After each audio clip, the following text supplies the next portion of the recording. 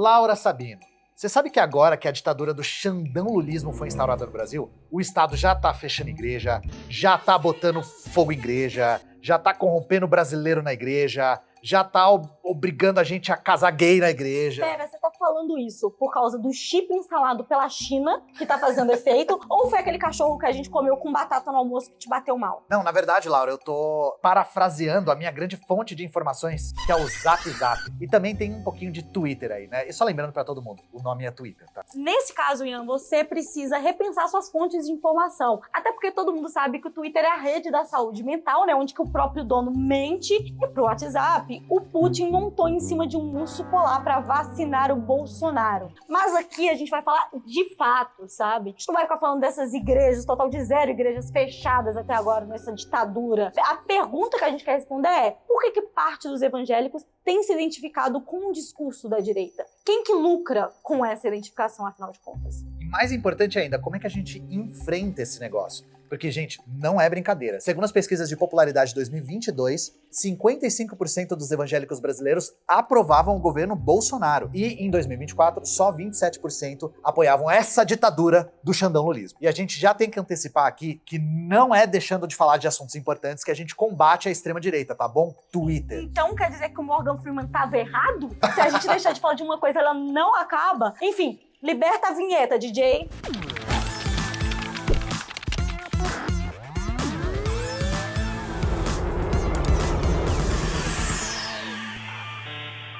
A primeira coisa que precisa ficar clara é que não existe um fator biológico que vai determinar que evangélico vai ser de extrema direita. Inclusive, uma pesquisa do Datafolha mostrou que 41% dos evangélicos se identificam com ideias ligadas à esquerda. Segundo um outro estudo do Viver São Paulo, em parceria com a IPEC, parte da população paulista considera que o sentimento de solidariedade e coletividade estão mais presentes dentro das igrejas de bairro de São Paulo. Então qual que é o real problema, Laurinha? Você não vai acreditar, ó, vocês vão ficar surpresos, ó. Ninguém tava esperando por isso. O problema é o capitalismo. Ah, lá vem esses web comunistas culpando de novo o capitalismo. Nós não só vamos culpar o capitalismo, como nós vamos explicar como as grandes igrejas e denominações têm sido usadas como facilitadoras para o enriquecimento de algumas figuras. Mas logo de cara é importante separar os pastores de bairro dos mercadores da fé. Os pastores de bairro, né, e os crentes do seu bairro, em sua maioria são movidos pela fé, por um vínculo de acolhimento da comunidade. Eu mesma vivo dizendo que lá na minha quebrada, a igreja cumpre não só um papel de conforto em momentos muito difíceis, mas também um espaço de sociabilização e até mesmo uma função cultural e até de proteção social. Enquanto muitos colegas eram mortos na comunidade, a igreja era onde nossos pais confiavam na gente ficar porque sabia que a gente ia ficar seguros lá dentro. Mas existe também os grandes nomes do mercado religioso. Pastores milionários com verdadeiros impérios e com influência política que nós chamamos de empresários da fé e que nós vamos usar esse termo durante todo o vídeo aqui hoje. Se vocês estão achando exagero chamar os líderes dessas grandes denominações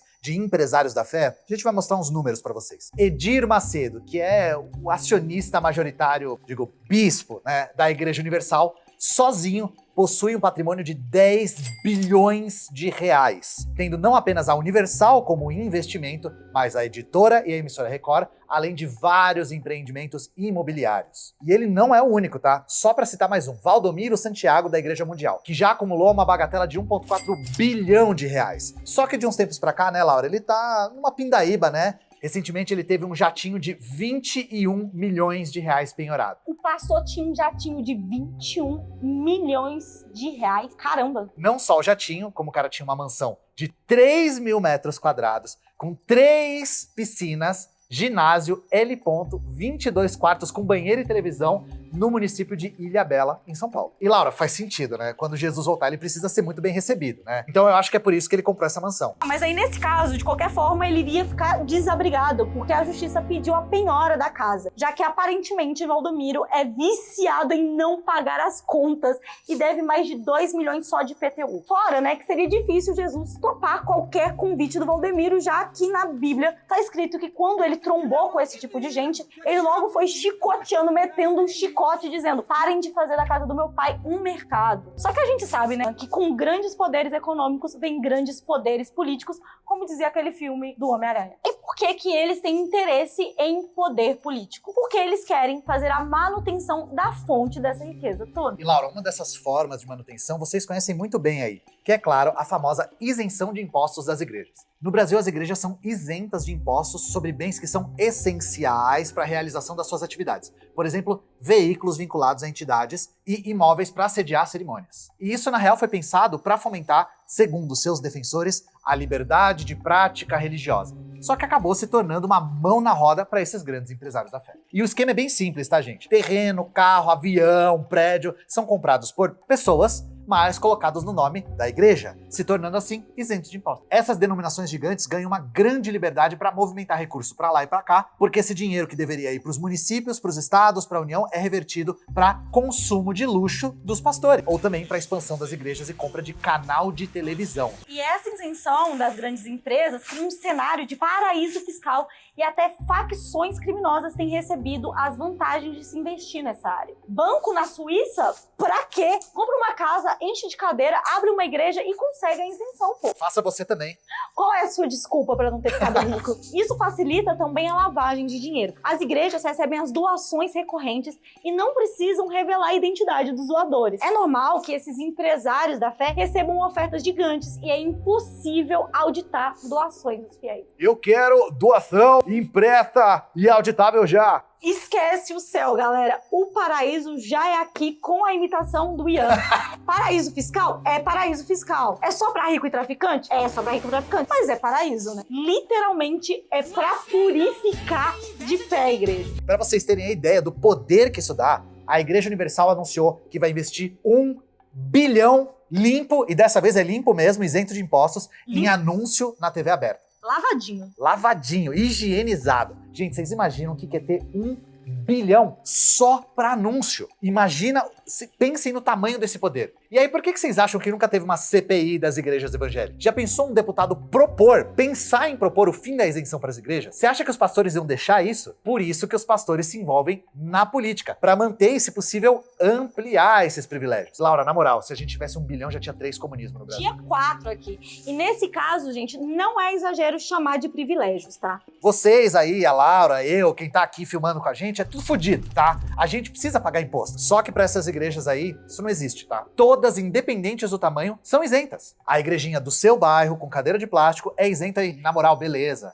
É uma instituição sem recurso. Só que, Laura, a Universal, com templo imenso, jatinho, mansão, isso ser isento é um absurdo, não tem nenhuma explicação razoável para isso. Esse privilégio bizarro não tá nem perto de ser revisto no Brasil, inclusive muito pelo contrário. Foi aprovada recentemente numa comissão especial uma PEC que propõe isentar também organizações e fundações ligadas às igrejas. E o projeto pode ir pro plenário a qualquer momento, tá? Aí, na moral, a festa tá feita, tá? Porque é pra propor... Só estourar o champanhe. É só estourar. É pra propor e aprovar esse tipo de projeto aí que esses empresários da fé se envolvem em política, se vocês tinham alguma dúvida. Exatamente, ó. Esqueçam o papinho de evangélicos ocuparem a política para salvar a nação. A motivação dos empresários da fé sempre foi alcançar seus projetos de poder. O Edir Macedo, particularmente, leva isso muito a sério. Tanto que ele tem um livro chamado Plano de Poder, lançado em 2008, que apresenta uma estratégia para ocupação evangélica dos principais espaços de tomada de poder do país, como STF, Câmara, cargos públicos, eleições para associação de moradores e conselho tutelar. Para conseguir isso, era necessário mobilizar os evangélicos em torno de um projeto comum. É por isso que o pânico moral é importante. É o pânico que faz com que as pessoas comuns que não lucram com esse projeto de poder comecem a defender ele. É o medo da destruição da sua família, o fomento do preconceito contra minorias e a demonização das religiões de matriz africana que mobilizam e faz com que esse projeto de poder dos empresários da fé ganhe a adesão de pessoas que acreditam que estão combatendo um mal. Isso aí que a Laura tá falando é basicamente a transformação de luta política em combate de Deus contra o diabo. Só que identificando o lado de Cristo com os empresários da fé e o do tinhoso com os comunistas. Você, Laura, você está do lado do capeta. O parede mijada, o sinteco gelado, o mochila de criança, o sete pele. Que susto, eu pensei que eu tava do lado do Carlos Bolsonaro. Isso tudo, claro, segundo os pastores empresários. Só que além do pânico moral, Laura, existe outro elemento importantíssimo pra gente entender a política e a retórica dessas denominações gigantescas evangélicas, tá? Eles defendem uma tal de teologia da prosperidade. A teologia da prosperidade não é particularmente novidade, ela tem as suas origens lá na década de 40, só que ela começou a se espalhar pelo mundo nas décadas de 70 e 80. E Laura, não coincidentemente, que uma doutrina econômica passa a se tornar também dominante, o neoliberalismo. Nessa teologia da prosperidade, basicamente as doações dos fiéis para a igreja são um tipo de investimento. Quanto maior a doação, maior a dádiva. Se você, Laura, doa 1.000 limpo por mês, pode esperar bênçãos maiores do que aqueles que doam só 100 por mês. A teologia da prosperidade é justamente uma das adaptações da fé cristã ao neoliberalismo. Agora, a bênção de Deus tem preço e você precisa se esforçar para pagar esse serviço. Esqueçam a parte da Bíblia que Jesus diz que é mais fácil passar um camelo por um buraco de agulha do que um rico entrar no céu. Ou quando em Mateus 6,19, Jesus diz: não acumuleis tesouros sobre a terra. Na teologia da prosperidade, o comprometimento com Deus não é medido por suas ações, seu amor ao próximo, mas pelo quanto de dinheiro você doa para a igreja. É a lógica de pagar pelas bênçãos na sua vida. Você paga aluguel? Pega esse aluguel, divide ele, um aluguel. Eu vou oferecer uma semente de um aluguel para que o Senhor possa abrir a porta para eu ter a minha casa própria. Como vocês viram, né, essa tática para tomar dinheiro dos fiéis é feito de forma lúcida pelos empresários da fé. A gente não pode esquecer, né, do fatídico Edir Macedo que ele falou, ensinando a pastores a persuadir pessoas a darem dinheiro em troca de bênção, ligando ali o dízimo à salvação, o famoso ou dá ou desce. Ó, pessoal, você vai ajudar agora na obra de Deus. Se você quiser ajudar, amém. Se não quiser ajudar, Deus vai ajudar outra pessoa para ajudar, amém. Ou como a gente gosta de falar aqui, dinheiro na mão, bênção e adoração. Laura, essa tendência aí de dinheiro na mão, louvor e redenção se popularizou primeiro lá nos Estados Unidos, porque justamente essa teologia da prosperidade surgiu lá na década de 40. Então, essa visão mercadológica das igrejas evangélicas é mais um exemplo de como importar tudo que tem de pior dos Estados Unidos. Aliás, Ian, você sabe o que o McDonald's e a Igreja Universal têm em comum?